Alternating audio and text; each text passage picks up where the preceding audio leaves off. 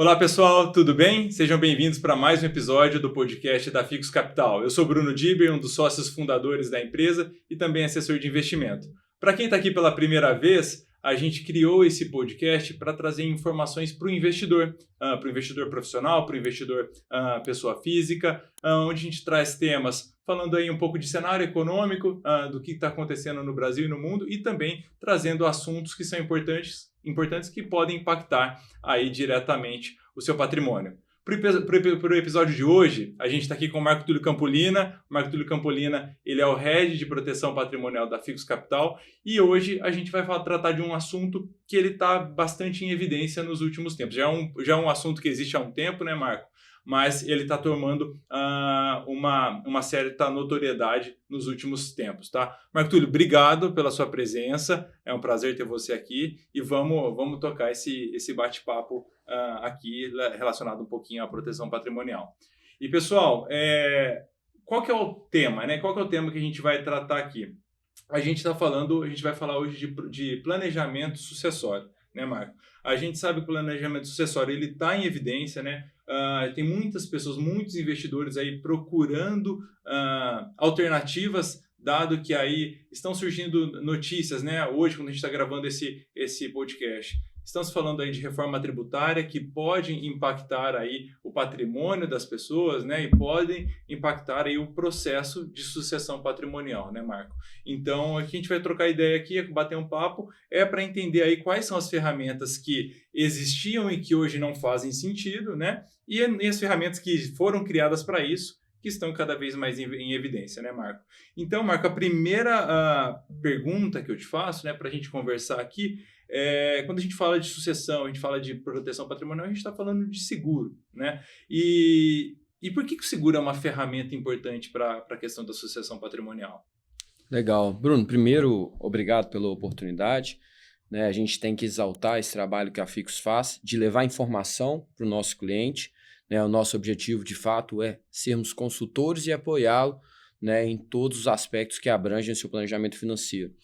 E o planejamento sucessório, ele, de fato, é uma das ferramentas que deve ser discutida, que deve ser trabalhada ao longo dos anos, né, ao longo do planejamento financeiro das pessoas. A única certeza que nós temos na nossa vida é que nós vamos morrer, a gente só não sabe quando. Vai chegar esse momento, né? Esse momento vai acontecer. Então, quanto antes a gente se planejar, mais barato, mais preciso vai ser, né? E existem diversas ferramentas no mercado que podem auxiliar o investidor como um todo para facilitar o processo sucessório, né? A gente tem que entender que depois, né, de acontecer a ausência, aquela pessoa, o patriarca ou a matriarca, ela não vai estar aqui mais para resolver os problemas, né? Então, se as coisas não estiverem bem resolvidas, quem vai ter que resolver serão os herdeiros, que muitas vezes não têm acesso a todas as informações, que não têm acesso a todos os processos, né? E não tocam os negócios como os proprietários, né, levam aí o dia a dia. E essa preocupação que você nos trouxe, ela é relevante. Nos últimos anos, as pessoas elas têm buscado mais informação sobre planejamento financeiro, né? Eu exalto, inclusive, a XP nesse processo, porque até no início da década passada, quando se falava em dinheiro, a gente só tinha os grandes bancos, né? E hoje você tem os grandes bancos digitais, a XP revolucionou o mercado nesse aspecto, e você tem acesso a ferramentas digitais, YouTube, igual esse podcast aqui, que leva informação para as pessoas. Isso é extremamente importante, né? Esse bate-papo, trazer essas informações, né? Exato, gera mais curiosidade.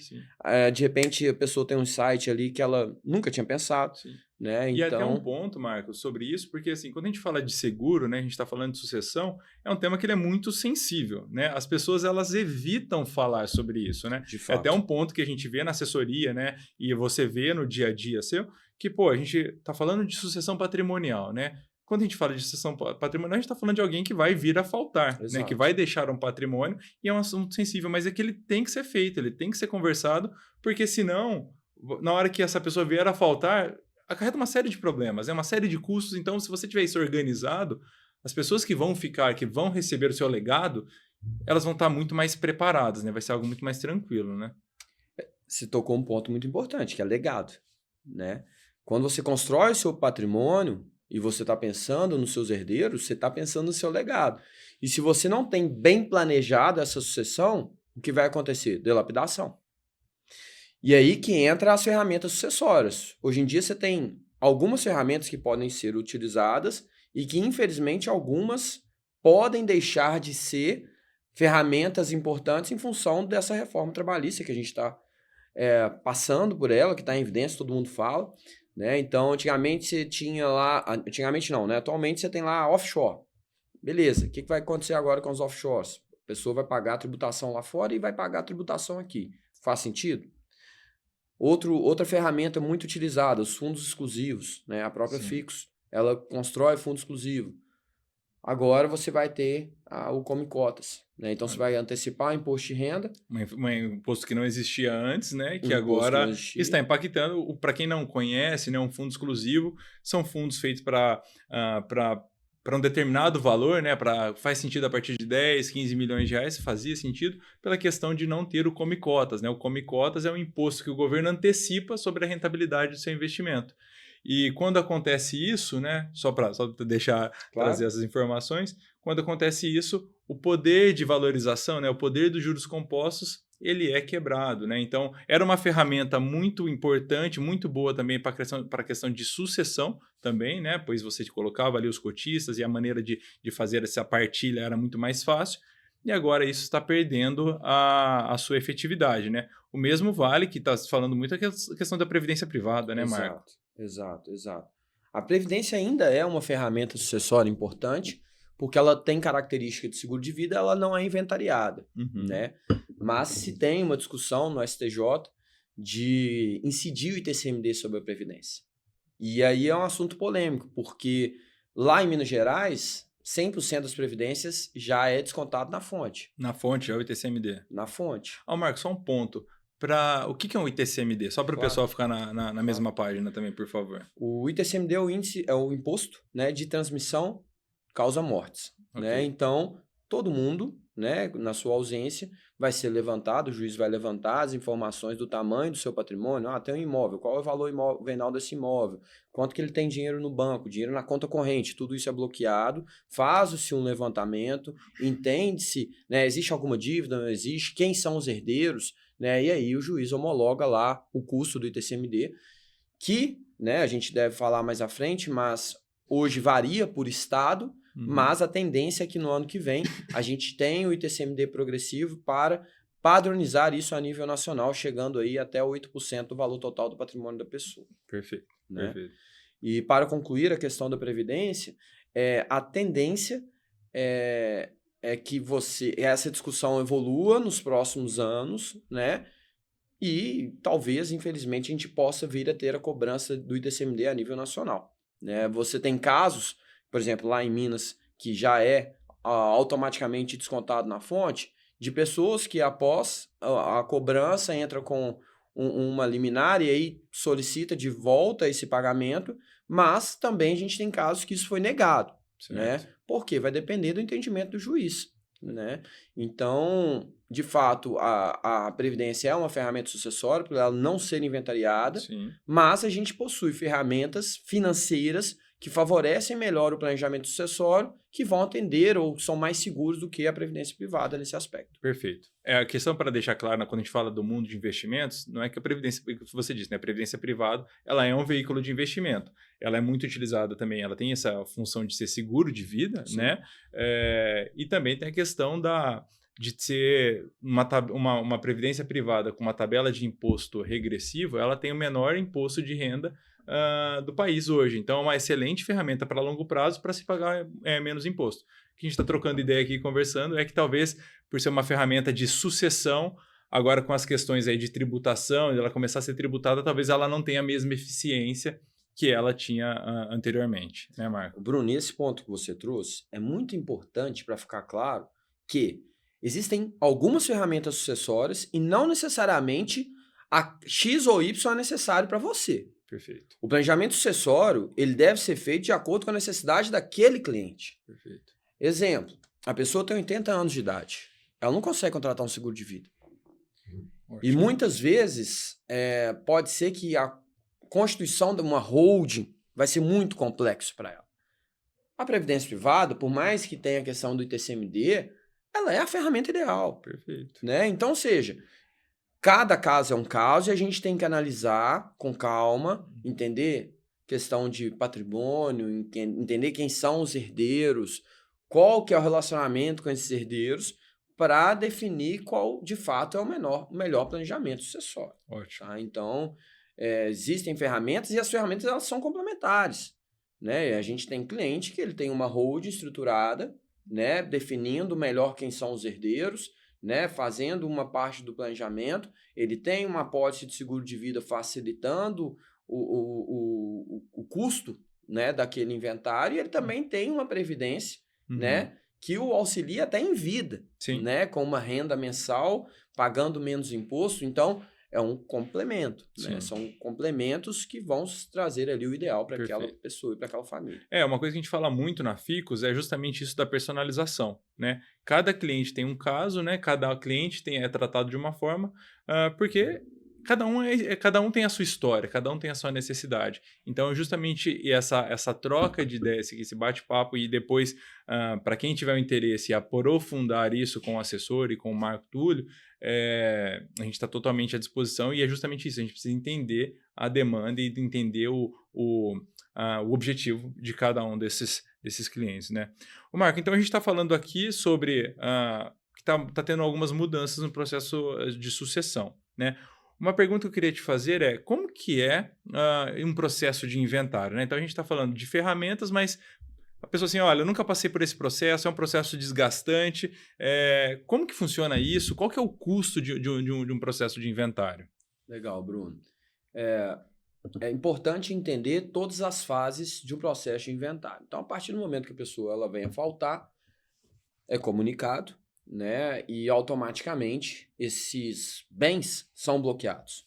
Independente se é conta corrente, ou conta conjunta, perdão, independente se é dinheiro aplicado no banco, independente se é fazenda, se é imóvel, não importa, tudo é bloqueado. A família ela tem 30 dias para fazer o levantamento total daquele patrimônio daquela pessoa. Ela entrega essas informações, o juiz recebe essas informações e ele tem um prazo, né, para determinar, de fato, quem são os herdeiros, qual é o tamanho do patrimônio, valor real, que isso acontece muito, né? Às vezes na declaração de imposto de renda, tá lá o valor do imóvel que a pessoa comprou há 15 anos atrás.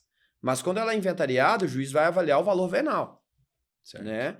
Então, o valor real daquela sucessão, e aí ela homologa, né, o ITCMD, que é uma dos custos que tem com o inventário, e aí a família ela tem ali o prazo de 30 dias para efetuar o pagamento daquele ITCMD. Então a gente está falando que na hora que acontece um processo de inventário, na hora que a pessoa veio a faltar, começa esse processo, está tudo bloqueado. Tudo bloqueado. Bloqueia todo o patrimônio da pessoa. Mesmo, igual você disse, é uma informação até nova para mim, de uma conta conjunta. Sim, perfeito. Tudo é bloqueado. Tudo é bloqueado. Então, então os herdeiros eles ficam sem acesso aos bens, mesmo que tenha recursos no banco, parado, investido, o cara não tem acesso. E é por isso que é tão sério esse assunto. Ótimo. Independente do tamanho do patrimônio da família. Muitas vezes, exemplo, um cliente que a gente estava conversando semana passada tem lá um patrimônio de 500 milhões. Essa pessoa precisa de liquidez. Sim. Na verdade, ela tem liquidez, mas e a família? Tem liquidez suficiente para realizar todo esse processo? Porque o inventário não é só o ITCMD. Né? Então, igual a gente está comentando aqui, a gente vai ter a tabela progressiva que pode chegar de 2% a 8%, né, do valor total do patrimônio. Perfeito. Então, vamos trabalhar aí com a média de 6%, a turma que tem ali entre 4 e 10 milhões de patrimônio. Tá. Ela não pode fazer o inventário sozinha. Ela precisa de alguém para estar executando esse inventário. Ótimo. A tabela da OAB recomenda que o advogado cobre 6% do valor total do patrimônio. Então, se a gente já tem 6% de custo do inventário, mais 6% do advogado, a gente está falando de 12% do valor total. Além disso, esse processo é feito via cartório, né? E o cartório, você tem as taxas do cartório que chega de 1% a 3% do valor total desse patrimônio também.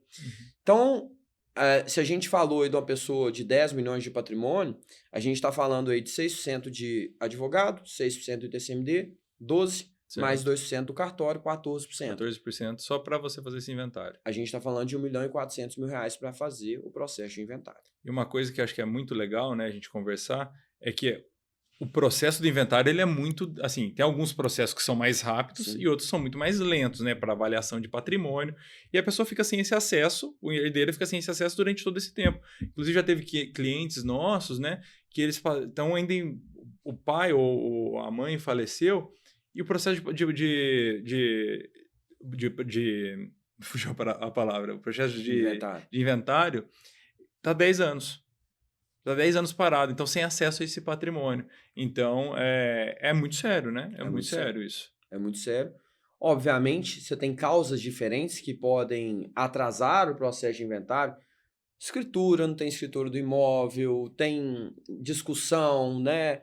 Empresa, né? Empresa é muito grave, porque as cotas, isso é importante, as cotas das empresas também são inventariadas, né? Então, as cotas das holdings também são inventariadas, porque a holding também é uma empresa. Uhum. Então, isso tudo tem que ser passado a limpo para que tenha, de fato, aquilo ali certo para se fazer a sucessão. Se tem dívida... E tudo tudo vai incidir esse TCMD e tudo sobre aquilo isso. Ali você tem o TCMD. Por isso que a família precisa de liquidez imediata para estar efetuando, finalizando ali esse processo. Isso é importante, porque tem muita gente que monta uma holding, né, pensando, olha, estou pensando aqui no meu processo de sucessão. De fato, você está pensando, você já está colocando os herdeiros dentro dessa holding, a depender, né, dessa holding, desse processo, mas você não vai escapar do custo. Não. Né? Não tem como escapar desse TCMD. Então, eu acho que isso é um ponto que é extremamente importante para todo mundo. Então, você vai ter custo nesse processo de inventário, é um processo moroso que você vai ter que dilapidar um patrimônio seu, talvez, né, para você poder liberar, fazer todo esse processo de inventário para depois liberar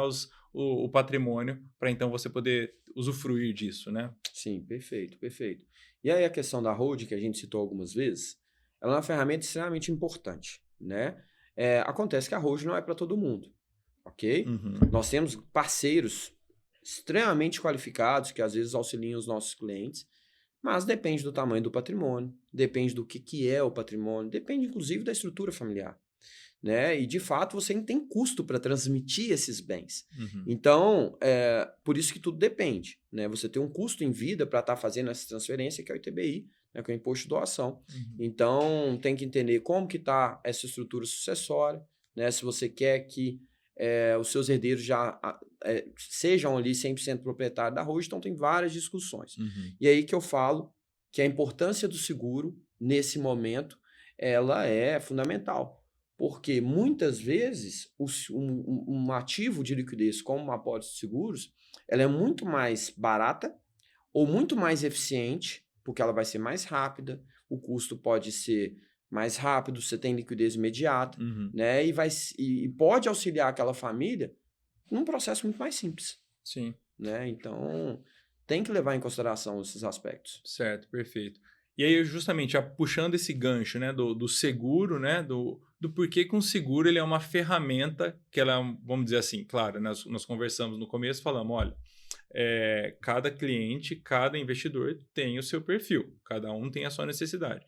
Mas o seguro de vida é uma ferramenta que foi criada para isso. Né? É uma ferramenta pensando na questão da sucessão.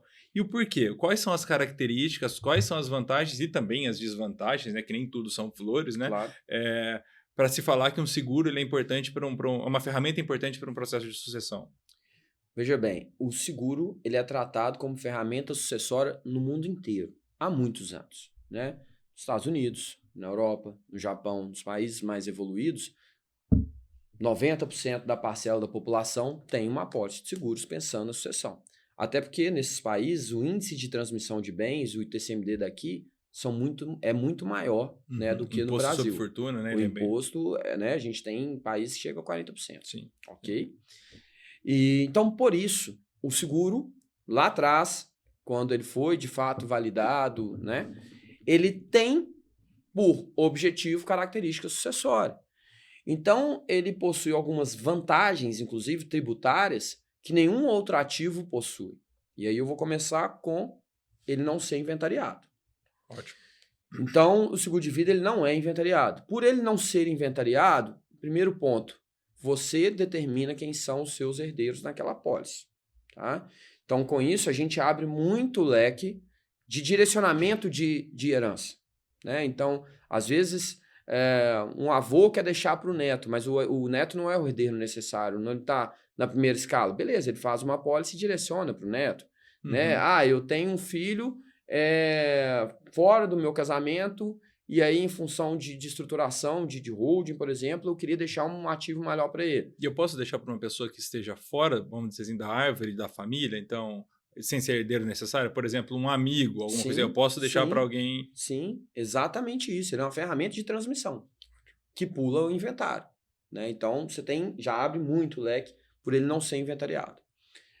Não incide o ITCMD, né, como eu disse, então uma economia significativa, né? Segundo ponto, ele é isento de imposto de renda. Então, tanto o ITCMD quanto o imposto de renda é artigo de lei, né? Então, é Constituição, isso não vai alterar, como outras ferramentas que estão sujeitas à análise do STF, do STJ, etc. Então, aquele dinheiro, aquela apólice contratada, ela te dá exatamente o valor no momento da sucessão. Então, isso é importante dizer. Segundo ponto, o seguro de vida ele é intransferível. O que isso quer dizer? Que você compra uma apólice, você não pode passar essa apólice para mim ou para o Estado. Ok. Então, muitas vezes, aquele seguro de vida ele é a única ferramenta de sucessão para os herdeiros. Exemplo, o empresário. O empresário tem uma empresa e aquela empresa está passando por um processo de dívida ativa. Os bens desse empresário comunicaram com a empresa, ele está com todo o patrimônio bloqueado. Ok? Esse empresário ele tem uma apólice de seguro de vida. Se ele vier a falecer durante esse período, a apólice de seguro de vida vai indenizar os herdeiros, no caso, por exemplo, os filhos, né? E os filhos seguem a vida, mesmo com os ativos bloqueados. Então, ele é uma ferramenta financeira que compõe o planejamento financeiro das pessoas, né? Eu trouxe um caso específico do empresário, certo. né? Por ele não ser transferível, não poder ser bloqueado, né? Uhum. Terceiro ponto, muito importante, talvez a característica mais importante de todas, liquidez imediata, né? A gente trabalha com seguradora que a gente já indenizou uma apólice de seguro de vida em 48 horas depois da entrega da documentação. Então, isso é muito importante. Para um processo moroso como é um inventário, né, na hora que se bloqueia totalmente o patrimônio, né, da pessoa, isso é fundamental, né? Fundamental, fundamental. Então, aconteceu, a família comunicou, entregou a documentação, ela recebe o dinheiro e ali ela só vai esperar os custos daquele inventário para ter acesso ao patrimônio. Uhum. Então, é uma ferramenta sucessória, uma ferramenta financeira, né, inteligente. E aí você tem outras características, né, que o seguro ele pode trazer, aí vai depender de qual produto que você contratou. No mercado a gente tem algumas alternativas, tem o seguro tradicional, né, que é aquele que você paga pro resto da vida, você tem o seguro temporário, que tem um prazo estipulado, você tem um seguro vitalício, que Sim. você paga durante um período, você quita essa apólice, é como se você adquirisse um patrimônio e essa apólice vale para o resto da vida. Isso é muito legal, né? Isso é uma ferramenta nova que tem no mercado, né, Marco? De seguros, assim, a questão do seguro vitalício, né? Sim. Assim, a gente tem conversado com vários investidores e tem feito bastante sentido para a grande maioria, né? Onde você vai lá, paga por 10 anos uma apólice e depois você fica ressegurado o resto da vida. Sim. Né? Então, isso traz um conforto também, Traz. né? Para essa pessoa que está montando esse processo de sucessão, né? Traz porque você quita uma apólice, então você já tira aquele ônus de ter que pagar para o resto da vida. Segundo ponto, o seguro tradicional, que também pode ser utilizado para esse aspecto, mas ele tem duas características, que é a renovação pela idade, então ele tende a ficar mais caro anualmente, né? E você tem que pagar para sempre, né? Aí eu vou abrir um adendo, infelizmente a gente tem alguns produtos de seguro de vida que tem algumas características leoninas, né? Algumas características que são ruins, como por exemplo, a seguradora ter a alternativa de não renovar o seu seguro na renovação, porque como ele é anual ou de 5 anos, na renovação a seguradora pode chegar e falar, olha, beleza, você tem 70 anos, eu não quero mais renovar. É um seguro bilateral. Uhum. Né? Então, algumas seguradoras praticam esse tipo de modalidade. Péssimo. Né? Então, aqui a gente tem que ter esse cuidado para saber qual seguradora a gente vai trabalhar. Por quê? Porque é uma coisa muito séria. Uhum. Né? A gente está falando de sucessão, a gente está falando de planejamento, então não pode dar errado. Perfeito. Né? E o seguro vitalício, ele elimina tudo isso. Porque quando você faz o seguro, quando você contrata a pólice, seu risco é congelado, ou seja, é feita uma análise de risco prévia. A partir daquele momento, independente do que aconteça depois, seu risco já foi congelado, a pessoa ficou doente, não importa, né? E ela está segurada desde o primeiro dia. Então, esse é um outro aspecto importante do seguro de vida, né? Independente do prazo que ela já pagou por aquele ativo, desde o primeiro mês, ela já está coberta pelo valor total da apólice que ela contratou. Isso é extremamente importante. Isso é extremamente Isso importante. traz um conforto grande para quem está fazendo essa movimentação, né? Para quem optou por fazer isso, né? A gente teve um caso recente, né, de uma contratação, passou-se 3 semanas, a pessoa veio a falecer. 3? 3 semanas. E ela recebeu a indenização. A família, obviamente, né, recebeu a indenização. Então, a gente nunca sabe quando é a hora. Sim. E aí, Bruno, levanta um ponto fundamental. Por que a gente está falando que depende qual é a melhor ferramenta para o nosso cliente? Porque, infelizmente, nem todo mundo pode ter o seguro de vida, né? Porque o seguro, quanto mais novo, mais barato, né? Certo. Então, infelizmente, as pessoas vão pensar nisso com 60, 70 E aí anos. já tem um seguro muito mais caro, E né? aí o seguro fica muito mais caro. Se ela tivesse comprado a apólice com 40, seria infinitamente mais barato, né? E tem a questão da saúde, né? Pessoal, todo mundo, quando compra uma apólice de seguro de vida, deveria responder por um formulário de saúde. Para peso, altura, se tem alguma doença grave, se tem algum medicamento, isso é fundamental, né? E aí, muitas vezes, a pessoa, quando tem lá 50 anos, ela se tornou, exemplo, diabética, né? Muitas seguradoras não vão querer aceitar a apólice em função do agravo do risco. Ou esse risco vai ser mais caro, a apólice vai ficar mais cara por causa disso. Portanto, quanto antes você pensar nessa ferramenta, melhor. Então, tem essa característica que é fundamental. Bom, Marco, você comentou, né, que você tem vários tipos, as pessoas elas têm que tomar cuidado, né, entender o momento, né, quanto antes fizer uma apólice, se fizer sentido, melhor para se pagar, para se pagar menos, e, enfim, diminuir esses riscos. E pensando na prática, né, como que uma pessoa contrata esse seguro, como que é a característica desse seguro para essas pessoas? Legal, só uma observação que, ninguém me procurou 10 anos atrás, quando eu tinha 40 anos, quando eu tinha 50 anos.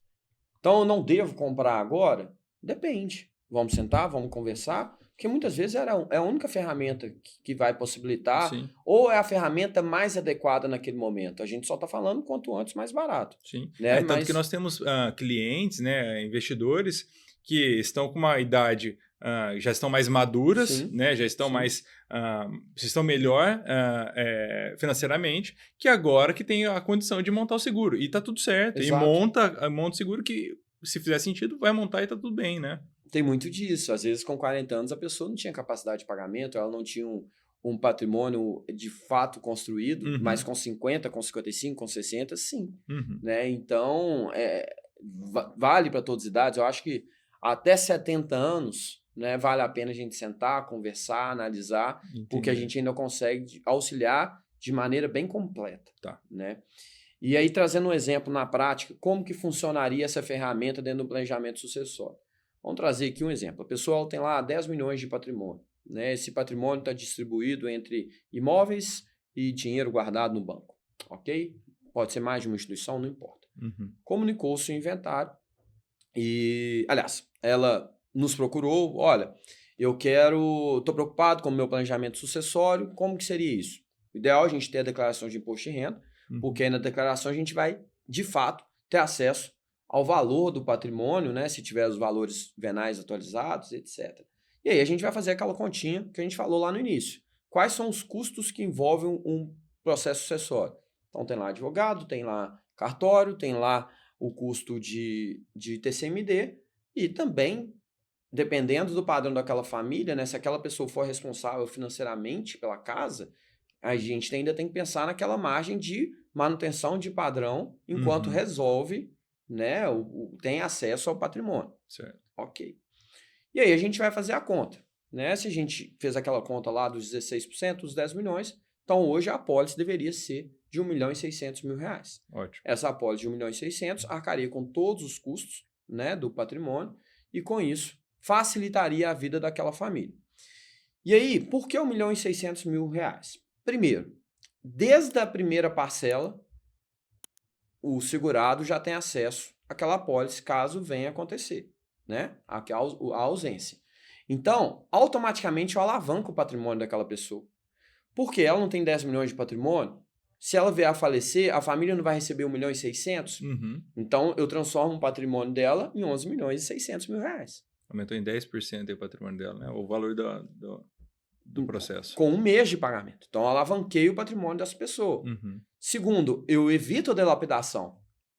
Porque se ela tem 10 milhões de patrimônio e o custo do inventário vai ser 1.600.000, esse dinheiro vai ter que sair do bolso de alguém. Sim. Né? Ou da família, ou vai ter que pedir liminar para juiz, liberar imóvel para vender urgente, perder dinheiro, né? Porque você não vende imóvel do dia para o outro. Se você tiver com pressa, você vai ter que vender muito abaixo de mercado e desvaloriza o patrimônio ainda mais, né? Desvaloriza o patrimônio ainda mais. Né? Então, se tem 10 e teve que gastar do próprio patrimônio para fazer o inventário, esse patrimônio virou 8.400.000. Então, a gente está falando da questão do legado também aí. Sim. Então, ou seja, já trouxe duas ferramentas, duas características importantíssimas. Né? Então, essa pessoa está segurada.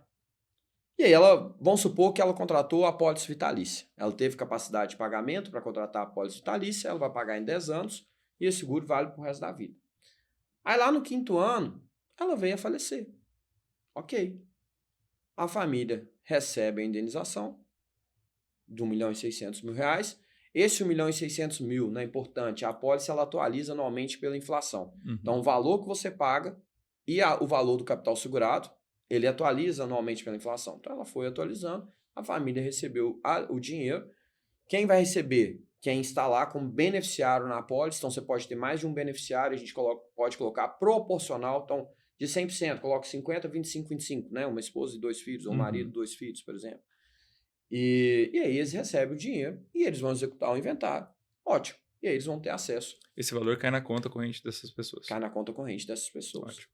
Livre de imposto de renda, livre de TCMD. E aí eles vão poder fazer o inventário com mais tranquilidade, eles vão ter caixa para sobreviver àquele momento. Então, na prática, é um alívio para a família. Uhum. Né? Eu acho que eu trouxe uma frase no início que é o patriarca ou a matriarca, eles não vão estar aqui mais. Né? Então, alguém vai ter que resolver isso. Uhum. E aí, se você deixa esse ativo financeiro, mais uma vez, independente da holding, independente de qualquer coisa, é o ativo financeiro que vai facilitar o processo sucessório. Entendeu? Perfeito. E uma coisa, Bruno, que é importante, a gente está falando aqui da pessoa física, né? Mas na pessoa jurídica, o seguro de sucessão ele é tão importante quanto. Exatamente. A gente já teve teve alguns casos, né, de empresários que vieram a falecer e aí os beneficiários talvez não podiam entrar na empresa, né? Os herdeiros, né? Conta um pouquinho pra gente como que o seguro também ele impacta aí essa questão de sucessão nas empresas. Sim. A empresa, nós somos sócios. Quem é minha herdeira hoje? Minha esposa. Se acontecer alguma coisa com o Marco, quem que vai sentar na minha cadeira? Minha esposa. Uhum. Ok? Minha esposa é fisioterapeuta. O Bruno vai indicar o cliente dele para conversar com a fisioterapeuta? Não vai, porque não é a área dela. Sim. Ok? Uhum. Então, ali a gente tem uma pendência. Qual que é? O nosso contrato social, a gente tem lá os acordos, né? Tem lá o acordo de sócio, determinando como que será a nossa sucessão. Porque o CNPJ não morre, né, pessoal? Então, se o sócio não está aqui mais, o CNPJ continua. E alguém vai ter que assumir esse lugar. Alguém vai ter que assumir esse seu lugar. E aí eu sempre faço essa pergunta para os nossos clientes empresários. Na sua falta, quem vai sentar na sua cadeira? Já pensou sobre isso? Porque isso é muito sério. Uhum. Muitas vezes os herdeiros não estão preparados para estar assumindo aquele lugar, né? Porque eles nunca entraram na empresa, são crianças, ou nunca tiveram interesse, né? Seguiram outras áreas. E aí a gente tem um ponto que é muito importante. Herdeiro. O que são herdeiros? Inclusive tem uma discussão agora, né? Eu creio que não vai passar, tirando o cônjuge como herdeiro necessário. Né? Ah, é? É bem polêmico isso. Né? O que é herdeiro necessário? São aquelas pessoas que independente do acordo, do registro de casamento, tem direito à herança, né? Quem são? Cônjuge, filhos. Né? Então, você tem o cônjuge, você tem os herdeiros descendentes, que são os filhos, e você tem os herdeiros ascendentes lá, né? Que aí na linha sucessória, que são os pais, e por aí vai. Mas, necessariamente, cônjuge e filhos. E aí você tem as ferramentas, né? Você pode utilizar testamento para uma parte do seu patrimônio, vai depender do regime de união e etc. Mas os cônjuges e os filhos vão ter acesso a essas cotas. Na verdade, eles têm direito a essas cotas, ok? E aí, a empresa, ela tem duas alternativas. Quais são? Primeiro, absorver esses herdeiros, que podem ser herdeiros não desejados, né, com todo cuidado. Várias vezes a gente senta na mesa e o majoritário da empresa não gosta da esposa do sócio. Ou a empresa familiar, eu não gosto da minha cunhada. Eu não quero que o meu cunhado assuma os negócios da empresa. E muitas vezes isso já aconteceu, né? Muitas vezes isso já aconteceu. E aí, a gente estava falando da holding lá atrás, né? A holding muitas vezes entra para blindar isso, né? Quem vai entrar, quais são as cláusulas, né? E por isso que é importante que a empresa tenha um acordo de sócio bem elaborado para fazer essa proteção. Os herdeiros, de fato, vão entrar aqui dentro da empresa. Como que vai ser a sucessão? Vai ter um plano de desenvolvimento? Normalmente não tem. A grande maioria das empresas que a gente visita, que a gente conversa, não tem, na maioria das empresas não tem nenhum valuation definido, né? Essa é a nossa realidade. Sim. Então, às vezes eu pergunto, beleza, vamos pensar no processo de sucessão. Qual que é o valuation da empresa? Ninguém sabe. Não temos definido isso ainda. Então, esse é um ponto. Aqueles herdeiros, eles podem entrar. Qual que é o segundo ponto? A empresa já pensar nisso, já se estruturar, ter lá a cláusula, né, no acordo de sócios, levando em consideração o seguinte: na ausência de um dos sócios, a empresa vai comprar as cotas, o valor proporcional às cotas desses herdeiros. Com isso, a gente vai proteger a continuidade da empresa, vai manter ali entre os sócios. É claro, Bruno, que cada caso é um caso. Exato. Mas os sócios, enquanto eles estão constituindo a empresa, dependente se é familiar ou não, tá tudo bem, estão ali trabalhando, etc. A partir do momento que você tira um desses pilares, além de você ter um impacto de perder um sócio que era ativo no negócio, que fazia a empresa andar, né? Ajudava a empresa a rodar, que conhecia do business e etc., você ainda vai ter uma pessoa que não faz ideia daquilo ali. Isso pode acabar com uma empresa. Isso pode acabar com uma empresa. A XP levantou uma informação para a gente, no último evento, que 49% das empresas sobrevivem à primeira sucessão. 49%? 49%. Esse número é muito grave. É muito alto. Né? Então, a gente está falando que na hora que vai começar um processo de sucessão, metade das empresas vão desaparecer. Metade das empresas vão desaparecer. Por quê? Tem essa briga judicial. Então beleza, nós vamos comprar as cotas dos herdeiros. Tá, você tem caixa? Esse é outro ponto, né? Extremamente importante. Às vezes a empresa está no processo de expansão. Às vezes a empresa está com um passivo muito grande. Às vezes ela não está no mau momento, o momento do país não está legal, a empresa está no momento ruim, ela está dilapidando caixa. E aí? Aí tem lá o valuation da empresa, tem que comprar a cota dos herdeiros, não tem dinheiro. Mas ela está sem crédito. Como é que faz? Não, e outra, tomar crédito para poder comprar uma cota para um herdeiro ou não entrar na empresa. É muito complexo, né? Isso é muito grave para uma empresa. É falta de planejamento, né, Bruno? Total. Porque se de fato a empresa pensar nesse planejamento sucessório, ela vai entender que o empresário que quer a continuidade da empresa, né, o legado, ele vai entender que é importante ele falar sobre esse assunto e ele também vai construir ferramentas para proteger essa continuidade. E aonde que entra o seguro nesse aspecto? A característica do seguro, ela é a mesma para a pessoa física. Então, um exemplo, a gente tem lá uma empresa que tem um valuation de 30 milhões de reais. E essa empresa se tem 2 sócios, né? Esses sócios casados com os filhos. Se um dos sócios vierem a falecer, quem são os herdeiros? A esposa e os filhos. Certo. Perfeito? Necessários. Legal. A esposa está em outro ramo, não tem interesse pela empresa, os filhos são jovens. Os filhos não têm interesse na empresa. O que é melhor? Colocar essas pessoas que não têm interesse ou que não conhecem do negócio, ou você pegar o ativo, entregar para essas pessoas seguem a vida delas e a empresa segue a vida dela. Mas aí, quando eu monto um seguro, pensando na empresa, eu monto o seguro em nome desses sócios. Então, você trouxe exemplo de 2 sócios, né? Uhum. Uma empresa de 30 milhões, Ok. 15 milhões cada um. A gente faz uma apólice para cada um deles. Porque aí, se cada um deles vier a faltar, e aí os beneficiários dessa apólice são os filhos, e esse dinheiro vai totalmente para eles, e aí e a empresa está comprando a cota desses herdeiros para eles não entrarem na sociedade. É isso? Perfeito, perfeito. Primeiro é importante entender quem são os herdeiros na linha sucessória. Okay. Então é importante entender regime de casamento, quem são os herdeiros, etc. Beleza, entendemos isso. Entendemos o valuation da empresa. Entendemos quem são os sócios da empresa. Show. Chegamos no valor do seguro. Qual que é o valor do seguro? Aquela conta que a gente fez anteriormente, né? Nesse aspecto aqui, na verdade, eu cometi um erro aqui. Na verdade, não é aquela conta que a gente fez anteriormente, né? Nesse caso aqui, a gente está falando do valor total do valuation. Uhum. Aquela conta que a gente fez de TCMD, de advogado e de patrimônio. cartório é para transferência de cotas. Uhum. E aí esse caso aqui vai muito para holding.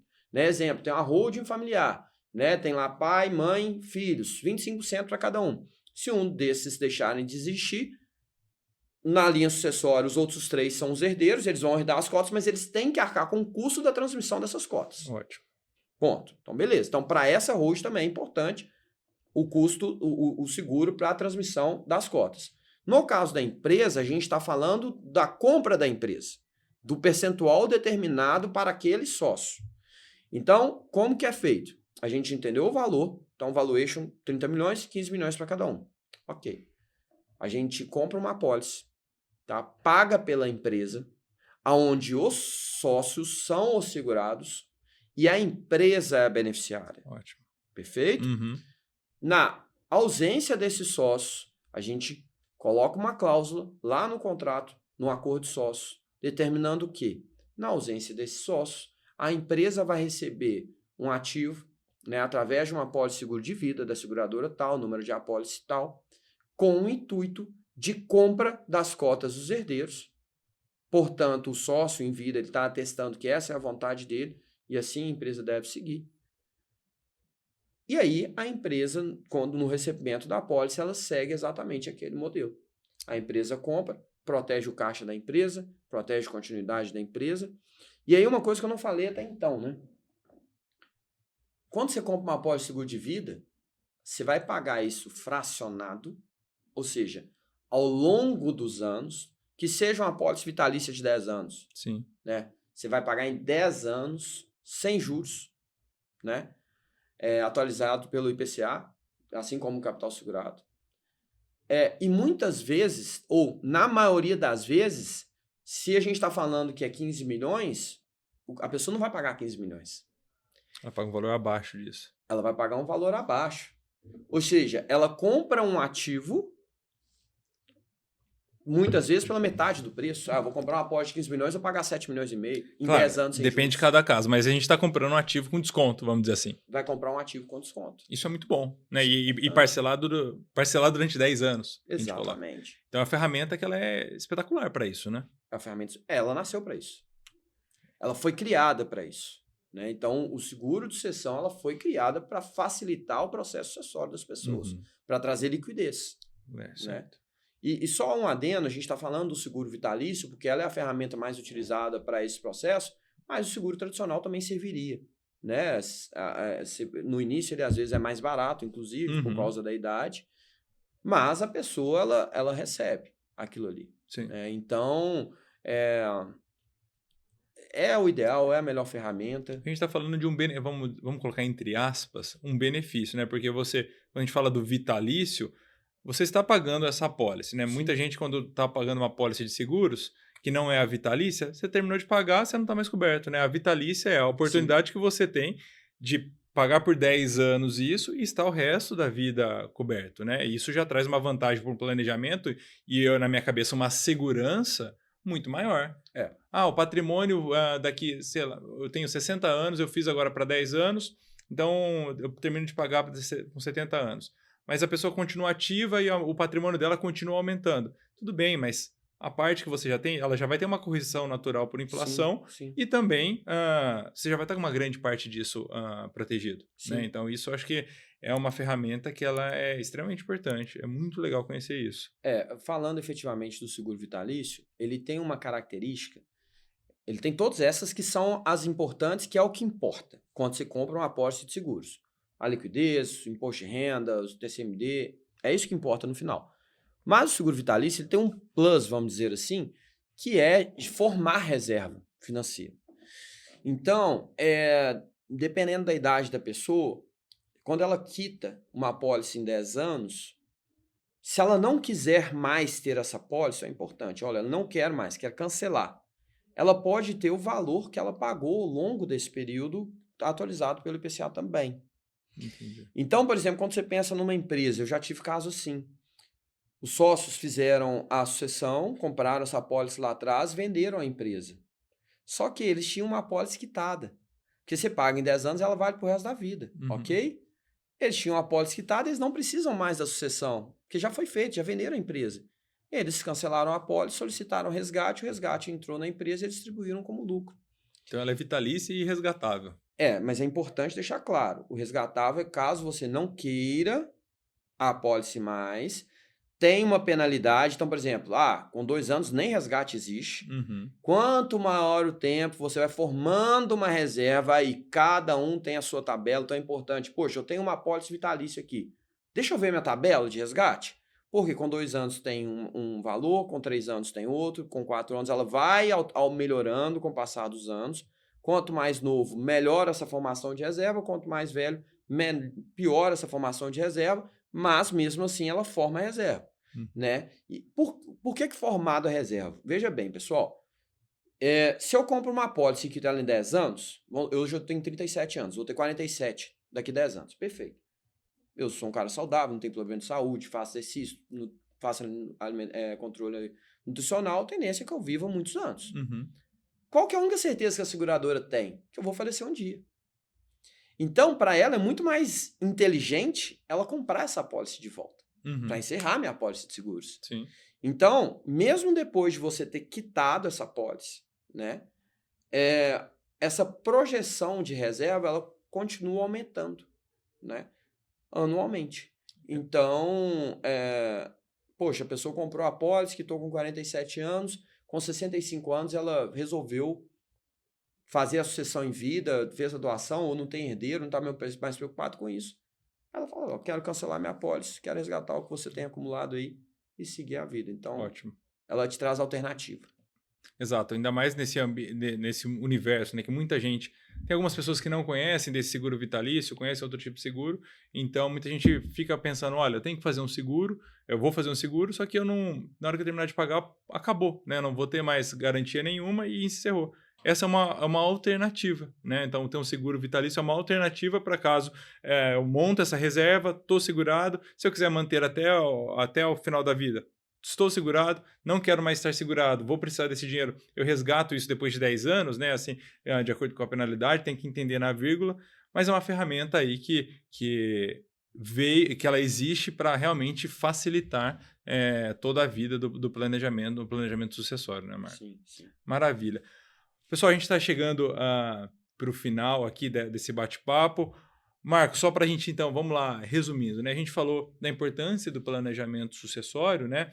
Falamos aí de ferramentas que existem no mercado, cada uma tem um perfil diferente, ela é focada para um perfil e para uma necessidade diferente de um investidor, né? Algumas não têm a mesma efetividade que tinham antes, por questões de mudança de legislação, e outras continuam, né? Como é o caso do seguro que a gente comentou durante todo esse podcast, né? Então, a gente está falando de seguro vitalício, falando de seguro aí que ele tem as características aí de ser transmitível, né? Transmissão. Quais são todas as outras, só para a gente finalizar? Vamos lá. Isento de imposto de renda, isento de TCMD, não é inventariado, não pode ser bloqueado por dívida, etc. Você determina quem são os beneficiários, te traz liquidez imediata, alavanca o patrimônio, né? Porque você tem aquele capital dentro do cofre pronto para entrar em ação caso aconteça a ausência, evita a dilapidação de patrimônio, né? E resolve, né, a vida dos herdeiros ou da empresa, trazendo liquidez imediata, né, no momento mais importante, né, que é quando você não está aqui mais para resolver os problemas de quem fica. Perfeito. Então, acho que o resumo dessa conversa é: o planejamento sucessório ele é extremamente importante e necessário ser falado e ser encontrado ferramentas para isso, porque a gente sabe que em algum momento a gente vai vir a faltar, mas a gente sempre deixa para pensar isso lá na frente. Então, quanto antes a gente organizar a nossa vida, quanto antes a gente procurar ferramentas para isso, melhor para o investidor e para o futuro, para quem fica aqui. E a gente está à disposição, né, Bruno? Sim. Aqui na Ficus, a parte de seguros, nós atendemos não só os clientes fixos, mas qualquer tipo de cliente. E é muito importante que você tenha um consultor especialista nesse aspecto, né? Exatamente. Que enxergue de fato a necessidade da empresa, por que você precisa, analisando esses viés também, né? Que podem aparecer, que às vezes não estão claros. Sim. Então, a gente está à disposição. Perfeito. Pessoal, só para explicar, né? Então, quem tiver alguma dúvida, quiser conversar com a gente, pode nos procurar pelas nossas redes sociais. O Marco Túlio tem mais de 10 anos de experiência em seguros, então domina, entende tudo o que acontece aqui. E a Ficus Seguros, que é um braço da Ficus Hold, né? Da Ficus Capital, tem mais de 55 seguradoras cadastradas, né? A gente consegue atender todos os tipos de seguro e, o mais importante de tudo, tem o Marco Túlio, que ele é um profissional exemplar e que conhece muito desse mercado. Marco Túlio, mais uma vez, muito obrigado. Foi um prazer estar aqui falando com você. Espero a gente voltar aí nas próximas para trazer novidades, outros tipos de ferramenta. Se você quiser deixar um último recado pessoal, você fica à vontade. Não, é mais desse cuidado que a gente tem aqui na Ficus, né, com o nosso cliente, de fazer um planejamento direcionado, né, algo pensando no longo prazo, né, afinal, a gente sempre vai estar aqui para apoiá-lo. Uhum. Então, é construir uma relação de confiança, contem conosco, eu tenho certeza que a gente tem muito para poder agregar aí para vocês. Maravilha. Pessoal, muito obrigado pela audiência de todos vocês. Espero vocês na próxima. Até mais.